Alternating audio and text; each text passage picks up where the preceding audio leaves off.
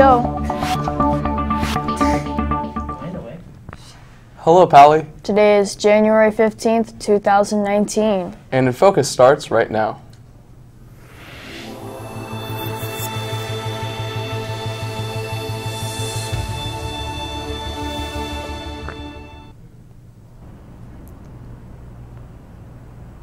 Since Valentine's Day is coming up, ASB has planned a dance next month. Skateboarders and scooterers now have a place to lock up. And Instagram users just broke one of their records. All that and more is coming up on today's show.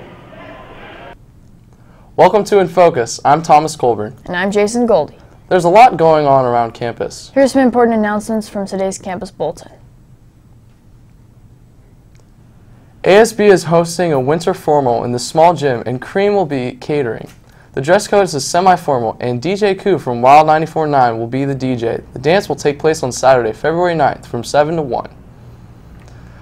Early bird tickets are $3 for ASB cardholders and $5 without an ASB card. At the door, all tickets are $10, so be sure to buy tickets early. They're available on the Pally web store on the quad and in front of the MAC the week of the dance. ASB has also been working on adding skateboard and scooter racks.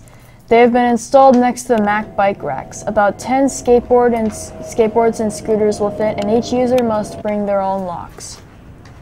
You can purchase one Valgram for $3 or two for $5. They will be delivered during third period on February 12th. In the spirit of Valentine's Day, ASB is selling Valgrams from January 28th to February 1st. Moving on now from what's going on around campus to what's happening in the world and locally today. Let's take a look at what's topping today's headlines in today's News Minute. A photo has broken the record for the most liked photo on Instagram, and surprisingly, it's not a celebrity.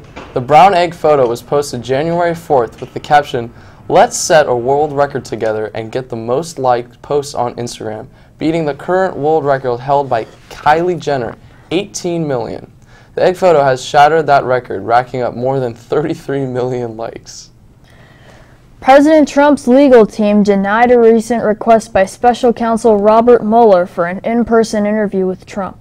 The request was made after Trump's team submitted written answers to Mueller's team focusing on before Trump was in office. As Mueller's investigation into possible collusion between Trump associates and Russians winds down, an interview with the president remains an outstanding issue. The Department of Defense approved a December 27th request from the Department of Homeland Security for more military support on the southwest border, unrelated to President Trump's threat. There are already about 2,200 guardsmen at the border who are deployed there by President Trump, and additionally 2,300 active duty troops at the border who were originally supposed to come home in December are staying until the end of January. The new deployment may be involved in 2016 looks for illegal activity. Hey Thomas, did you catch the football game this weekend? I did. Speaking of football, Derek Dong, our resident historian, has been learning more about the history of sports. What do you have for us today, Derek? Thanks, Thomas. On this day in 1967, the Green Bay Packers beat the Kansas City Chiefs in the first ever World Championship game of American football at the Los Angeles Coliseum. The Packers beat the Chiefs 35-10. In the 52 years since then, the Chiefs have only managed to win one Super Bowl title, while the Packers have 4 Super Bowl wins. That's all from me. Back to you. Sometimes the classroom can be a stressful environment. To help make classrooms more welcoming, some Pally teachers have adorned their classrooms with art. INFocus reporter Audrey McCauley has this story. Students at Pally spend a lot of time in classrooms, but as students, we gotta get a move from place to place while our teachers spend most of their day in the same room. In fact, this may be the reason why many teachers have decorated their classrooms to make them more comfortable and personable. Pally's art teacher, Mr. Ferreira, is one teacher who has a specific reason for the art he hangs on the walls. I would say about 90% of the art is student work. And then the other 10% are, it's mostly sculpture, random pieces from different places around the world. Mr. Ferreira, like many other teachers, displays student art to create a more comfortable environment for the students.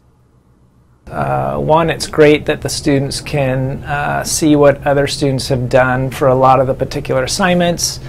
I think it's also very easy to relate to the work because it's done by students. So yeah, for the sake of creating a comfortable environment, I think it's nice to have student art. As an art teacher, Mr. Ferreira's classroom showcases creative work and helpful artistic techniques that students can refer to. Definitely the fact that this is an art class dictates what I have hanging on the walls. Everything on the walls is art related. Most of it is kind of visual, but we do have like the standard art posters with the elements and principles of design.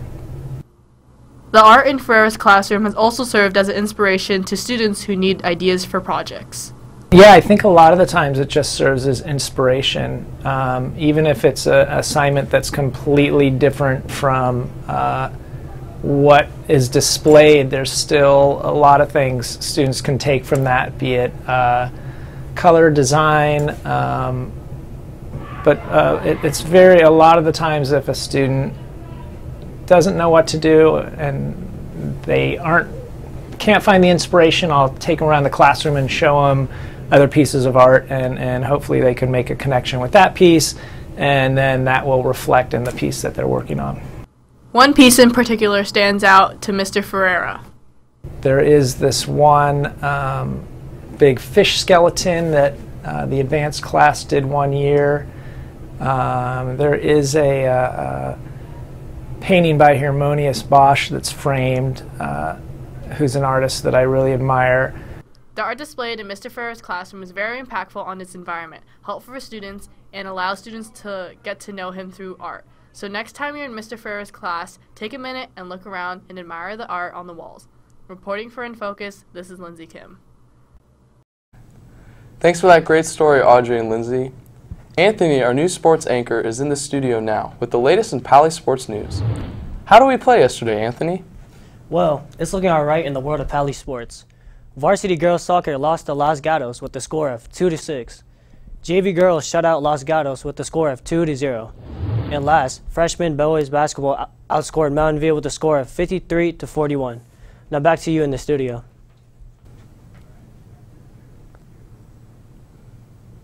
Our Vikings played really well yesterday. You got that right, Jason. I just hope that none of the games will get rained out. Speaking of which, Thomas has today's weather report.